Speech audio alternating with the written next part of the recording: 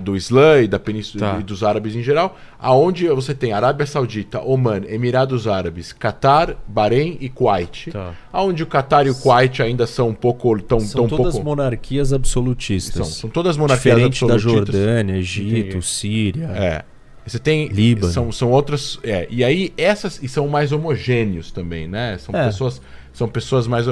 É um sistema mais tribal, questionam menos, então você não vê protestos na Arábia Saudita e tudo mais. Mas tem um elemento financeiro também. O per capita saudita é muito grande e, assim, ele consegue comprar a insatisfação das outros não direitos que as pessoas não têm. Exato. Então eu acho que o projeto desses países, é por isso que esses países estão olhando, por exemplo, por que o Bahrein e os Emirados fizeram acordos diplomáticos, que eles falam de acordos de paz com Israel, apesar de esses dois países nunca terem lutado uma guerra contra Israel, porque eles querem estar abertos ao mundo. Acho que você tem que explicar esse acordo, que é um ponto-chave, assim, uma mudança de ponto-chave aqui. Quando que acontece esse acordo? 2020. Na verdade, o que vinha antes deles? Não, então, o que vem antes é dos anos 2000, pós 11 de setembro, é uma onda de terrorismo islâmico que mata e assola principalmente muçulmanos. Isso é um.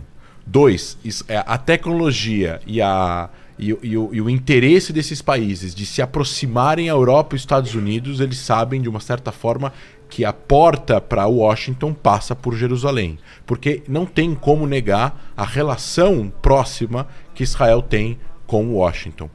Existem pessoas e acessos em Washington que pouquíssimos países têm, para não falar, dá para contar numa mão. Israel é um deles. Então a influência e a influência que Israel tem dentro de Washington e vice-versa, e a influência que Washington tem em Jerusalém é gigantesca. Então esses países têm medo do Irã, têm medo de uma bomba atômica no Irã. Olha onde está os Emirados Árabes Unidos. Eles estão aqui, o Irã está aqui, é muito próximo. Os Emirados Árabes é um país pequeno. Apesar de os Emirados Árabes serem um país muito rico, o Irã tem um PIB de 1,8 trilhões de dólares. Então, assim, eles têm medo do Irã. Então, fazer acordos com um país que é a maior potência militar da região, onde isso vai abrir portas não só para a tecnologia de Israel, mas a inteligência militar israelense, acordos de segurança, para que eventualmente, uma vez a gente tinha falado lá atrás, uma micro-OTAN no Oriente Médio, onde países vão fazer treinamento aéreo junto, já fizeram treinamento, pilotos dos Emirados Árabes Unidos com pilotos israelenses junto com americanos e tudo mais. E ao mesmo tempo conseguir ter acesso à indústria de defesa americana, que até então tem armas que quase nenhum país consegue comprar. Como, por exemplo, caças F-35, que tirando os países que construíram o projeto, só Israel tem. Então, isso são interesses políticos desses países que preferem agora enxergar o lado da abertura, da democracia, da liberdade e tudo mais. Enquanto que o outro bloco é o bloco Irã, Síria... e grupos ligados a esses dois países.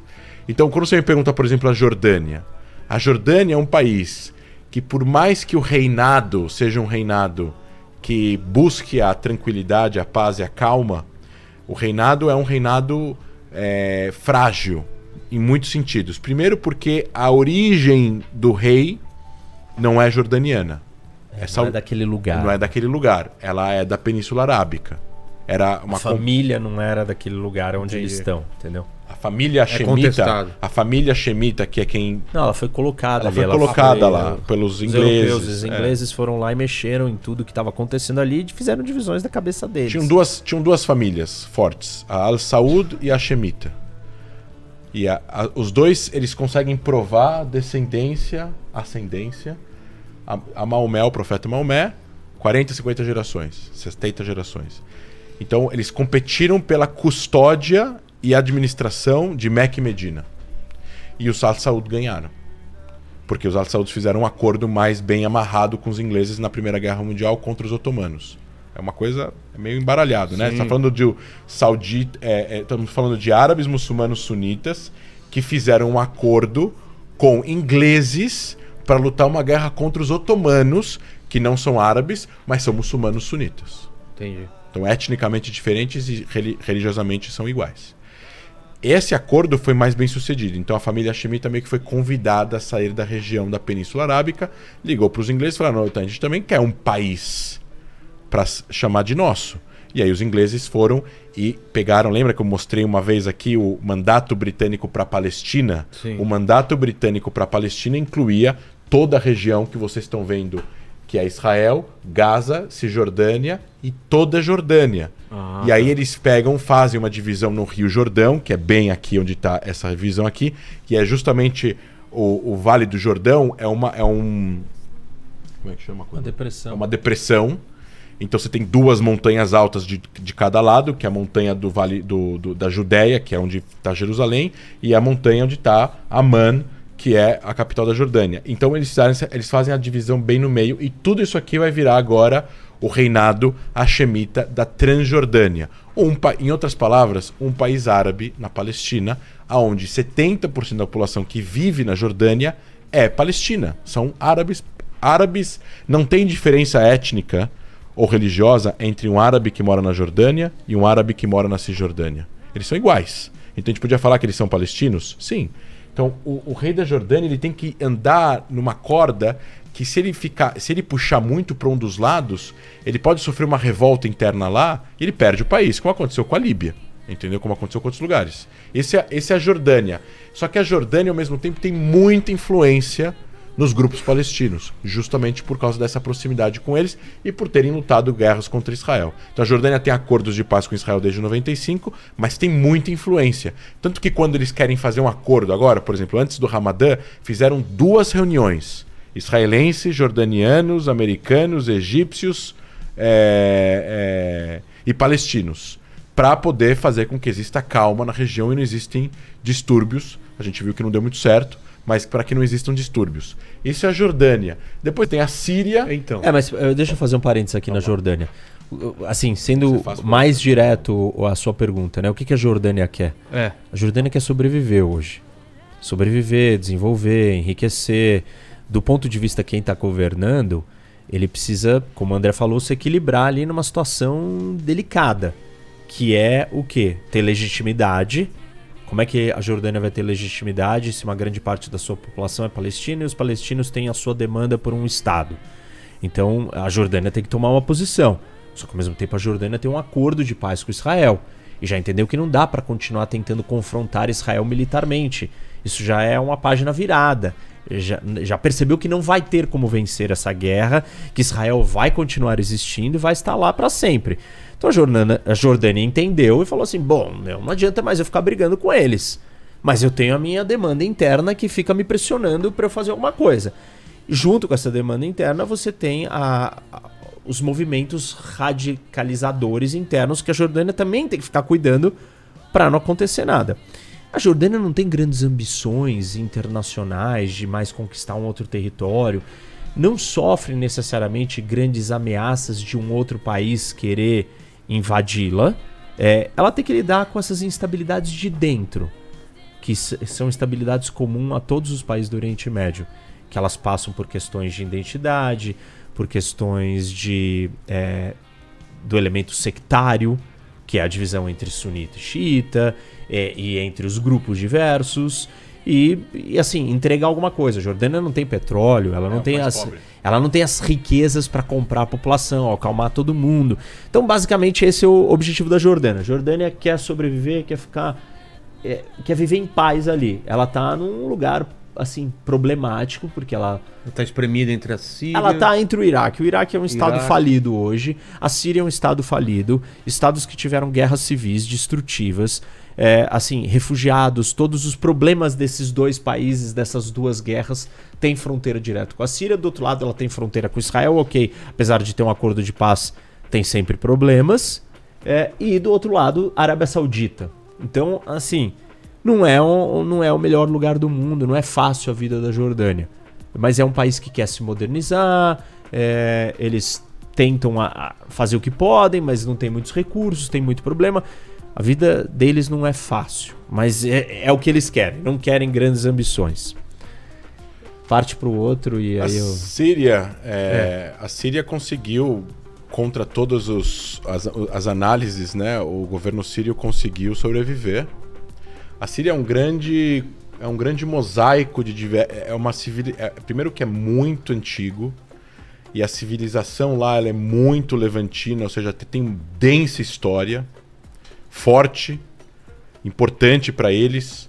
Eles sentem muito sírios, os sírios. E a Síria sempre foi um dos berços do mundo árabe no sentido nacional, que é o último nível de identificação, junto com o Egito. E o governo sírio... Bom, a Síria sofreu golpe atrás de golpe na década de 60 e de 70 e essa família... Uma ditadura militar, e tá aí desde então, né? Tem eleições, eles perguntam para as pessoas nas ruas quem vocês são a favor ou contra o presidente. Se você fala que você é a favor, eles anotam e colocam na urna. Se eles falam que você é contra, eles pegam teu nome e teu endereço. Então todo mundo fala que é a favor, ele ganha com 95%, 98%. Ainda falam que ele é jovem, que ele vai chegar em 100 um dia. O Bashar al-Assad, né? E o cara é um ditador, e quem comanda tudo lá é o irmão dele, o tio dele, o primo dele e tudo mais. E, assim, ele sobreviveu porque os russos estão lá e ajudaram ele a sobreviver. E ele teve a ajuda do Irã. Por que os russos têm... Porque a Rússia, a única base militar fora da Rússia no mundo é em Tartus, no porto, no mar Sírio, lá no norte. Assim, algumas razões. A Rússia não queria deixar o Oriente Médio totalmente abandonado na mão dos Estados Unidos. Ela precisava ir lá e confrontar e ter uma presença na região. Ela perdeu a influência que ela teve durante a Guerra Fria, de estar aliada a esses países. Vários desses países adotaram políticas socialistas de um Estado centralizado, compraram armamento soviético, eles estavam muito próximos. Jordânia, Síria, Egito, todos tinham armamentos soviéticos. E aí a Síria precisa contrapor os Estados Unidos ali. Tem a questão geopolítica, geográfica do porto, que dá acesso ao Mediterrâneo, uma presença da Síria ali. É uma moeda de barganha para a Rússia virar e falar assim, olha, você vai causar problema aqui para mim na Ucrânia, eu vou causar problema aqui em outros lugares. Por exemplo, o fato da Rússia estar ali exerce uma influência sobre a política de Israel em relação à guerra da Ucrânia. Exato. Então,